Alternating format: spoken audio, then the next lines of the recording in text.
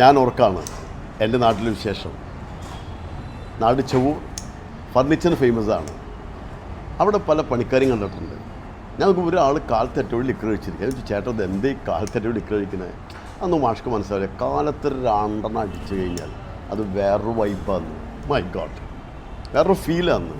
അന്ന് സാറിന് മനസ്സിലാവില്ല. അദ്ദേഹത്തിന് അതാണ് ശരി, അതാണ് ഹാപ്പിനെസ്. ചിലർക്ക് കാലത്ത് മാത്രം കഴിച്ചാൽ ഒരു ഇടയ്ക്കിടയ്ക്ക് കഴിക്കും, അതാണ് അവർക്കുള്ള ഫീല്. ചിലർക്ക് രാത്രി കഴിക്കണം. ഒരാൾ പറഞ്ഞ് കേട്ടിട്ടുണ്ട് 1:30 കഴിക്കുന്നത് ബോഡിക്ക് നല്ലതെന്ന്. 1:45 പറ്റില്ല, 1:30. അതൊരു വിശ്വാസം.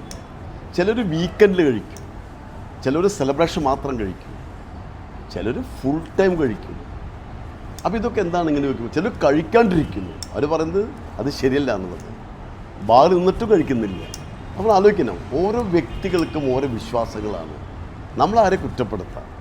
ഒരു കാര്യം മനസ്സിലാക്കണം, നമ്മുടെ വിശ്വാസങ്ങളൊക്കെ ശരിയാണെങ്കിലും അത് നമ്മുടെ ജീവിതത്തിൽ എത്രമാത്രം ഹെൽത്തിയാണ്, പോസിറ്റീവാണ്, ക്രിയേറ്റീവാണ് എന്നുള്ളതാണ് അതിൻ്റെ ഏറ്റവും വലിയ കാര്യം. അതറിയാതെ നമ്മൾ പല ഹാബിറ്റിൽ ക്രിയേറ്റ് ചെയ്തെന്തായിരിക്കും. സോ ടേക്ക് യുവർ ഹാബിറ്റ്സ്, കാരണം ഹാബിറ്റ്സാണ് നമ്മുടെ ഡെസ്റ്റിനായി മാറുന്നത്.